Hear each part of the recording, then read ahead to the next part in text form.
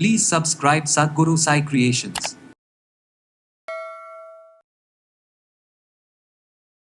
இளமையாக இருக்கிறதுக்கு நிறைய காயகற்ப முறைகள் சித்த மருத்துவத்தில் சித்தர்கள் நமக்கு சொல்லியிருக்காங்க. ஸோ இதை நம்ம அன்றாடம் பயன்படுத்தும் பொழுது நமக்கு அந்த முதுமை அப்படின்றது கொஞ்சம் தள்ளி போகலாம். ஸோ இந்த மாதிரி இளமையாக இருக்கிறதுக்கு என்னென்ன வழிமுறைகள் இருக்குது அப்படின்னு பார்த்தோம்னா, இல்லை உடல் முழுவதும் தோல் பகுதியில் நம்ம அப்ளை பண்ணும்போதோ நல்ல ஒரு முன்னேற்றம் நமக்கு கிடைக்க ஆரம்பிக்குது. ஸோ இந்த வகையில் சில கற்ப மருந்துகளை நம்ம பயன்படுத்தும் போது முதுமை அப்படின்ற ஒரு விஷயம் தள்ளி போகுது. அது எந்த மாதிரியான ஒரு கற்ப முறைகள் அப்படின்றத பார்க்கலாம். நம்ம ஆரோக்கியமாக இருக்கிறதுக்கு லிவர் ஒரு முக்கியமான ஒரு உறுப்பு அப்படின்னு சொல்லலாம். ஏன்னா லிவரோட ஃபங்க்ஷன் நார்மலாக இருந்தால் தான் நம்ம உடலும் ஆரோக்கியமாக இருக்கும். அப்போ லிவர் ஃபங்க்ஷன் மேம்படுறதுக்கு, உடல் நமக்கு ஆரோக்கியமாக இருப்பதற்கு, 100 வருடங்கள் வரைக்கும் நம்ம ஆரோக்கியமாக வாழணும். முக்கியமான ஒரு காயகற்ப மூலிகை அப்படின்னா நம்ம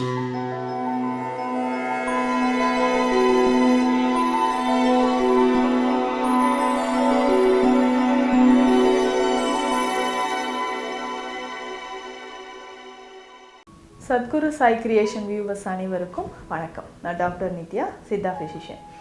நம்ம உடலில் முதுமையை தடுக்கக்கூடிய மூலிகைகள் நிறைய இருக்குது. நம்ம எல்லாருமே ஆசைப்படும் எப்போவுமே ஒரு யங் லுக்கில் இருக்கணும் சொல்லிட்டு, இளமையாக இருக்க வேண்டும் அப்படின்னு தான். ஸோ இதற்கு இளமையாக இருக்கிறதுக்கு நிறைய காயகற்ப முறைகள் சித்த மருத்துவத்தில் சித்தர்கள் நமக்கு சொல்லியிருக்காங்க. ஸோ இதை நம்ம அன்றாடம் பயன்படுத்தும் பொழுது நமக்கு அந்த முதுமை அப்படின்றது கொஞ்சம் தள்ளி போகலாம். ஸோ இந்த மாதிரி இளமையாக இருக்கிறதுக்கு என்னென்ன வழிமுறைகள் இருக்குது அப்படின்னு பார்த்தோம்னா, நம்மளுடைய சரப்பயிற்சி, மூச்சு அப்படின்றது ரொம்ப முக்கியம். அப்போ முதுமையை தடுக்கிறதுக்கு மூச்சு பயிற்சிகள், காலையில் எழுந்திரிச்சு நம்ம இந்த பிராணாயாம பயிற்சிகள்லாம் செய்யும்போது உடலில் நல்லாவே நமக்கு இளமையான ஒரு தோற்றம், முகத்தில் ஒரு சுருக்கங்கள் இல்லாமல் நமக்கு நல்லாவே ஒரு ரிசல்ட் இருக்கும். அதே மாதிரி சில தைல வகைகளை நம்ம முகத்தில் அப்ளை பண்ணும்போது நல்ல ஒரு மாற்றம் கிடைக்கும். இது பேசிக்காக மூலிகைகளை பயன்படுத்தி செய்யக்கூடிய தைல வகைகளாக நம்ம இருந்து அதை செலக்ட் பண்ணி எடுத்து ஃபேஸில் அப்ளை பண்ணும்போதோ, இல்லை உடல் முழுவதும் தோல் பகுதியில் நம்ம அப்ளை பண்ணும்போதோ நல்ல ஒரு முன்னேற்றம் நமக்கு கிடைக்க ஆரம்பிக்குது. ஸோ இந்த வகையில் சில கற்ப மருந்துகளை நம்ம பயன்படுத்தும் போது முதுமை அப்படின்ற ஒரு விஷயம் தள்ளி போகுது. அது எந்த மாதிரியான ஒரு கற்ப முறைகள் அப்படின்றத பார்க்கலாம். நிறைய கற்ப முறைகள், முதுமையை தள்ளி போடுவதற்கான கற்ப முறைகளை சித்தர்கள் நிறைய சொல்லியிருக்காங்க. அதில் ஒரு 3 மூலிகைகளை பற்றி மட்டும் இப்போ நம்ம பார்ப்போம். இப்போ முதல் மூலிகை எல்லோருக்குமே அறிந்த ஒன்று தான் வேம்பு. இப்போ வேம்பு அப்படின்னு சொல்லும்போது நம்ம எங்கே பார்த்தாலும் சாதாரணமாக கிடைக்கிறதுனால என்னமோ இதனோட அருமை நமக்கு தெரியாமல் போயிடுச்சு. ஆனால் உடல் நமக்கு ஆரோக்கியமாக இருப்பதற்கு, 100 வருடங்கள் வரைக்கும் நம்ம ஆரோக்கியமாக வாழணும். முக்கியமான ஒரு காயகற்ப மூலிகை அப்படின்னா நம்ம வேம்பு சொல்லலாம். அடுத்த மூலிகை என்னென்னா கற்றாழை. கற்றாழையே நம்ம எல்லாருக்குமே பரிச்சயமான ஒரு மூலிகை தான். இதை எப்படி நம்ம காயகற்பமாக பயன்படுத்துவது அப்படின்றது நிறைய பேருக்கு ஒரு குழப்பம் இருக்கும். இளமையாக இருப்பதற்கு நம்ம கற்றாழையை பயன்படுத்தலாம். கற்றாழையோட பெயரே பார்த்தோம்னா குமரி அப்படின்னு தான் சொல்லுவோம். குமரினா பெண்களுக்கான ஒரு சிறந்த மூலிகை கற்றாழை. பெண்கள் உடலில் ஏற்படக்கூடிய அனைத்து பிரச்சனைகளையும் சரி செய்வதற்கு கற்றாழை நமக்கு பயன்படுது. அடுத்த முக்கியமான ஒரு மூலிகை அப்படின்னு பார்த்தோம்னா அமுக்குரான், அதாவது அஸ்வகந்தா அப்படின்னு நம்ம சொல்கிறோம். இந்த 3 மூலிகையுமே முதுமையை தடுக்கிறதுக்காக நம்ம உடல் ஆரோக்கியமாக இருப்பதற்கு எப்படியெல்லாம் பயன்படுத்தலாம் அப்படின்றத பார்க்கும். முதல்ல வேம்பு அப்படின்னு சொல்லக்கூடிய விஷயம். ஸோ வேப்ப மரத்தில் அந்த பூ, இலைகள், மரப்பட்டை, வேர் இது எல்லாமே அதிகமான மருத்துவ குணங்கள் இருக்குது. ஆன்டி வைரல் ப்ராப்பர்ட்டிஸ், வைரஸ் தொற்றுகள், எந்த கிருமிகளும் நம்ம உடலில் அணுகாமல் இருப்பதற்கு, காற்றில் இருக்கக்கூடிய கிருமிகளையும் அழிக்கக்கூடிய ஆற்றல் வேம்புக்கு இருக்குது. இந்த வேம்பை நம்ம எப்படி பயன்படுத்தலாம் அப்படின்னு பார்த்தோம்னா, வேம்போட மரப்பட்டையை நம்ம பயன்படுத்தணும். வேம்பு மரப்பட்டையை எப்படி பயன்படுத்தலாம்? வேம்பு மரப்பட்டை நமக்கு நாட்டு மருந்து கடைகளில் இருக்கும். அதுவும் 100 வயதான வேப்ப மரம் அப்படின்னா இன்னும் அதுக்கு பவர் அதிகம்னு சொல்லலாம். ஸோ அந்த கற்ப முறைகள்லாம் செய்யும்போதே சித்தர்கள் கரெக்டாக சொல்லியிருப்பாங்க, 100 வயதான வேப்ப மரத்தோட வேர், 100 வயதான வேப்ப மரத்தோட பட்டையை பயன்படுத்தினால் இன்னும் சிறப்பு அப்படின்ட்டு.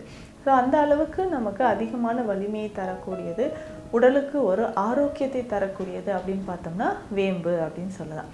இந்த வேம்பு மரப்பட்டையை வந்து எடுத்து நல்ல பவுடர், ஃபைன் பவுடராக பண்ணி நம்ம எடுத்து வச்சுக்கணும். இதை எப்படி நம்ம பயன்படுத்தலாம் முதுமையை தவிர்க்கிறதுக்கு, உடலில் இருக்கக்கூடிய அந்த ஃப்ரீ ரேடிகல்ஸ் போகணும், சருமம் பொலிவாக, சருமம் வந்து ஆரோக்கியமாக இருக்கிறதுக்கு எப்படி பயன்படுத்தலாம் அப்படின்னு பார்த்தோம்னா, வேம்பு மரப்பட்டையை நம்ம நல்லா பொடி பண்ணி எடுத்து வச்சுக்கணும். இப்போ 100 கிராம் அளவுக்கு பொடி நம்மக்கிட்ட இருக்குன்னா இதில் 50 கிராம் அளவுக்கு மஞ்சள் சேர்த்துக்கணும். இது ரெண்டுமே நல்லா கலந்து ஒரு பாட்டிலில் எடுத்து வச்சிடணும். இதை எப்படி நம்ம பயன்படுத்தலாம் அப்படின்னா, தினமும் காலையில் எந்திரிச்ச உடனே இதை ஒரு 1/2 ஸ்பூன் எடுத்து தேனில் கலந்து எம்டி ஸ்டொமக்கில் சாப்பிடணும். இல்லை இது ரொம்ப கசப்பாக இருக்குமா அப்படின்னா, அந்த இலைகளில் இருக்கக்கூடிய கசப்பு பட்டையில் இருக்காது. இதை தேனில் சாப்பிடும்போது நம்ம உடலில் நிறைய மாற்றங்கள் கிடைக்கும். ஸோ முடி உதிர்தல் பிரச்சனை, நரைமுடி பிரச்சனை, நம்ம உடலில் இருக்கக்கூடிய டாக்ஸின்ஸ் இது எல்லாமே குறைவதற்கு நமக்கு வேம்பு அப்படின்னு சொல்லக்கூடிய இந்த வேம்பு கற்பம் பயன்படுது. இந்த வேம்பு மரப்பட்டையை மஞ்சளோட தேன் கலந்து சாப்பிடும்போது உடலில் நிறைய மாற்றங்கள், நமக்கு அதிசயமான மாற்றங்கள் நடக்குது. நிறைய பேருக்கு லிவர் டாக்ஸின்ஸ் இருந்தாலும், ஏன்னா நம்ம ஆரோக்கியமாக இருக்கிறதுக்கு லிவர் ஒரு முக்கியமான ஒரு உறுப்பு அப்படின்னு சொல்லலாம். ஏன்னா லிவரோட ஃபங்க்ஷன் நார்மலாக இருந்தால் தான் நம்ம உடலும் ஆரோக்கியமாக இருக்கும். அப்போ லிவர் ஃபங்க்ஷன் மேம்படுறதுக்கு இந்த வேம்பு பட்டையை நம்ம இந்த மாதிரி தினமும் பயன்படுத்தலாம். இது எத்தனை நாட்களுக்கு பயன்படுத்தலாம் அப்படின்னா, ஒரு மண்டலம் 48 நாட்கள் நம்ம பயன்படுத்தலாம். இந்த கற்பம் மருந்து வந்து நம்ம பயன்படுத்தும் போது நான்வெஜ், அதாவது அசைவ உணவுகள், புளி இதை வந்து தவிர்க்கிறது ரொம்ப நல்லது. ஸோ இந்த மாதிரியான உணவு முறைகள், இந்த கற்ப முறையை ஃபாலோ பண்ணிட்டு வரும்போது நிச்சயமாக நம்ம உடலில் இருக்கக்கூடிய ஃப்ரீ ரேடிகல்ஸ், ஏன்னா இந்த 48 நாட்கள் முடியும் போதே நமக்கே நல்ல டிஃப்ரென்ஸ் தெரியும். நல்லா ஃப்ரெஷ்ஷாக இருக்குது, பாடி லைட்டாக நான் ஃபீல் பண்ணுறேன் அப்படின்ட்டு. ஸோ அந்த டாக்ஸின்ஸ் எல்லாமே ரிமூவ் ஆகி ஸ்கின்னுக்கு வந்து ஒரு நல்ல டோன் நமக்கு கிடைக்க ஆரம்பிக்கும். அடுத்த மூலிகை அப்படின்னா கற்றாழை, குமரி அப்படின்னு சொல்லலாம். இந்த கற்றாழையை நம்ம எப்படி பயன்படுத்த போகிறோம் அப்படின்னு பார்த்தோம்னா, கற்றாழையை பொறுத்த வரைக்கும் இளமை தரக்கூடிய ஒரு முக்கியமான மூலிகை. இதை தினமுமே இதிலேருந்து கற்றாழை சாறு எடுத்து நம்ம முகத்தில் பயன்படுத்திட்டு வரலாம்.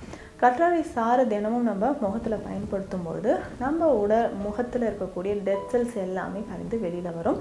கற்றாழை சாறு தினமும் காலையில் கற்றாழை சாறு கொஞ்சம் எடுத்துகிட்டு இதில் வந்து மோர் கலந்து நம்ம குடிக்கும்போது நல்ல ஒரு பலன் நமக்கு கிடைக்கும். தினமும் காலையில் இந்த கற்றாழை சாறு, கற்றாழை மேலே இருக்கக்கூடிய தோல் எல்லாம் எடுத்துகிட்டு சின்ன சின்னதாக நம்ம பீசஸாக கட் பண்ணி இதை நல்லா வாஷ் பண்ணிடணும். 7-8 முறை நல்லா வாஷ் பண்ணி எடுத்துகிட்டு இதை மிக்சி ஜாரில் போட்டுட்டு நம்ம கிரைண்ட் பண்ணி எடுத்துக்கணும். ஸோ இதை சாறு மாதிரி எடுத்து இதனோட கொஞ்சமாக மஞ்சள் கலந்து நம்ம சாப்பிடும்போது உடலில் இருக்கக்கூடிய கழிவுகள் வெளியேற ஆரம்பிக்கும். முக்கியமாக பெண்களை பொறுத்த வரைக்கும் இந்த மெனோபாஸ் டைமில் தான் அதிகமாக ஸ்கின்ல வந்து ஒரு முதுமையான தோற்றம் தெரியும், நிறைய சுருக்கங்கள் தெரிய ஆரம்பிக்கும். ஸோ இதை சரி பண்ணுறதுக்கு நமக்கு கற்றாழை சாறு நான் சொன்ன மாதிரி மஞ்சளோடு சேர்த்து காலையில் தினமும் எம்டி ஸ்டொமக்கில் குடிக்கலாம். இதனோட கொஞ்சம் மஞ்சள் சேர்த்து மோரில் கலந்தோ இல்லை நீர் ஆகாரம் இருந்தால் அதனோட கலந்தோ நம்ம குடிச்சிட்டு வரலாம். அடுத்து முக்கியமான ஒரு மூலிகை அப்படின்னு சொல்கிறது தான் அஸ்வகந்தா, அமுக்குரா பொடி அப்படின்னு சொன்னோம். பொதுவாக சர்க்கரை நோயாளிகள் இந்த அமுக்குரா பொடியை பயன்படுத்தும் போது தனி பொடியை பயன்படுத்த வேண்டாம், அமுக்குரா சூரணமாக பயன்படுத்தலாம். அமுக்குரா சூரணம் சொல்லும்போது அமுக்குராவோடு சேர்ந்து சில மூலிகைகள் அதில் இருக்கும். அதை நம்ம பயன்படுத்தும் போது உடலில் சர்க்கரையோட அளவு அதிகரிக்காமல் அது பாதுகாக்கப்படுது. இந்த அமுக்குரா சூர்ணம் அஸ்வகந்தாவை எப்படி பயன்படுத்தணும்னா, இதனோடையும் மஞ்சள் சேர்த்து நம்ம பயன்படுத்த போகிறோம். அமுக்குரா சூரணம் ஒரு 1/2 ஸ்பூன் எடுத்துக்கிறோம். மஞ்சள் வந்து ஒரு 2-3 சிட்டிகை அளவு சேர்த்து கலந்து இதை பயன்படுத்தணும். பாலில் கலந்து சாப்பிடணும். ஸோ தினமும் காலை இரவு 2 வேளையும் இந்த அஸ்வகந்தா பொடியை நம்ம எடுக்கும்போது நம்ம உடலுக்கும் சரி மனதிற்கும் சரி ஒரு புத்துணர்ச்சியை தருது. நிறைய பேருக்கு வந்து தூக்கமின்மை அப்படின்ற பிரச்சனை இருக்கும். தூக்கமின்மை பிரச்சனை இருந்தாலே முகத்தில் வந்து சீக்கிரமாகவே ஒரு ஏஜிங் ப்ராசஸ் வந்து சீக்கிரம் நடந்து வயதான ஒரு தோற்றம் வரும். ஸோ அதை சரி செய்கிறதுக்கு நம்ம அஸ்வகந்தாவை பயன்படுத்தலாம். ஸோ தொடர்ந்து இந்த அஸ்வகந்தாவை நம்ம பயன்படுத்திட்டு வரும்போது இளமையான ஒரு தோற்றம் அப்படின்றது கிடைக்க ஆரம்பிக்கும். ஸோ நான் சொன்ன இந்த 3 மூலிகைகளுமே பயன்படுத்தும் போது அசைவ உணவுகள் சாப்பிடாம புளி சேர்க்காமல் நம்ம சாப்பிடணும். முக்கியமாக நிறைய தண்ணீர் குடிக்கணும். போதுமான அளவுக்கு உறக்கம் அப்படின்றது முக்கியம். ஸோ உறக்கம் வந்து போதுமான அளவுக்கு இருக்கும்போது தொடர்ந்து இந்த மூலிகைகள் 1 மண்டலமோ இல்லை 2 மண்டலம் கூட சாப்பிடலாம். அந்த மாதிரி சாப்பிடும்போது உடலில் இருக்கக்கூடிய உள் உறுப்புகள் எல்லாமே பலப்பட ஆரம்பிக்கும். ஸோ இந்த பதிவில் முதுமையை தடுக்கக்கூடிய 3 நிறைய கற்ப மருந்துகள் இருக்குது. முக்கியமான 3 மூலிகைகளை பற்றி பார்த்தோம். ரொம்ப பயனுள்ளதாக இருக்கும்னு நினைக்கிறேன். நிச்சயமாக இதை யூஸ் பண்ணி பாருங்கள். மீண்டும் அடுத்த பதிவில் சந்திக்கலாம். நன்றி.